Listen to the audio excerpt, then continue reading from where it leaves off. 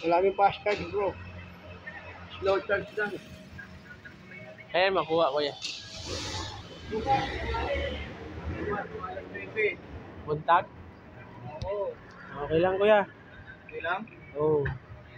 Kapart naman yun ang ayos. Opo. Ay, makaklam naman yun. Magkano bayad yan kuya? Alright mga kangkol, mga kanti, dito pala tayo ngayon sa Motolife. Ayun, naglalambing yung aking battery. Ayaw na mag-start yung aking big body mga kangkol. Kaya pinag-meet ko muna dito yung aking battery para ma-charge. Maraming salamat po sa Motolife mga kangkol, mga kanti. Dito pala sa may Masida. Masida Street. Kaya magkano po yung ano dyan? Charge kuya? Karga? 150.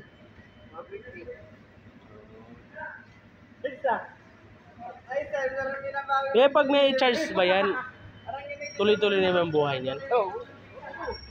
Bukas, pag kumarga, okay pa yan. Pag hindi, walang bayad. Saka yung diskargado. Apo. Pala... Pag bukas at hindi kumarga, sira yung battery. Pag kumarga, kung may magbabayad na 150. Okay. Pag hindi kumarga, walang bayad. Thank you kuya. May ano ba? Resibo ba akong ano? Bibigyan na kayo ng job order. Okay kuya. Para madala niyo bukas to. Makukunin yung battery. Pangalan, address. Pero matay ng Pangalan. kontrata. Address, saka kontak.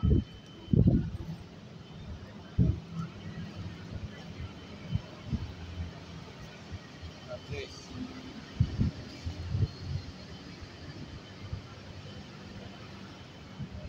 Araw-araw ba binabiyahin din? Hindi ko yun, nakapark lang po dun sa ano eh. Tatanggalin mo yung isang terminal pag hindi gagamitin. Okay kuya. Kapag yung gagamitin, doon na ikakabit.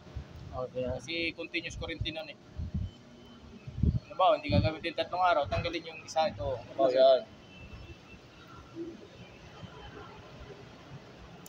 Firma pala ako ng kontrata mga kaangkol, mga kaanti. Ito pala ako sa Motolife. Shoutout pala kay kuya sa mabait na ano.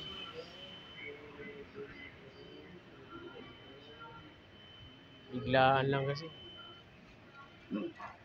Yan ang subukan sir pag kukunin yung battery. Apo. Pag hindi kumarga, walang bayad. Pag kumarga, wag hindi. Pero kung ibig kong sabihin kuya, yung tanong ko ulit, pag okay yan, ang mangyari niyan, tuloy-tuloy yung buhay niyan. Oo. Basta pag gagamitin nyo, kakabit nyo isang terminal. Okay Kung hindi kuya. yung gagawin, tatanggalin nyo. Para hindi na di-discharge. Negative lang tatanggalin ko. Oo, kahit hindi sa dalawa, mas maganda, negative na lang. Okay. Oo. Yeah, maraming salamat kuya. Hindi nyo bukas to. Apo, Pag iwawala yan, hindi nyo makuha yun. Apo. Maraming salamat kaya ulit. Alright mga kaangkol at mga kaante. Salamat pala sa Motolife. Naglalambing kasi yung motor ko kaya ayun. Ayaw na mag-start, na-discharge. Yun lang mga kaangkol, mga kaante. Thank you for watching. God bless you all. Alright, yung ating pinakamalakas na heart.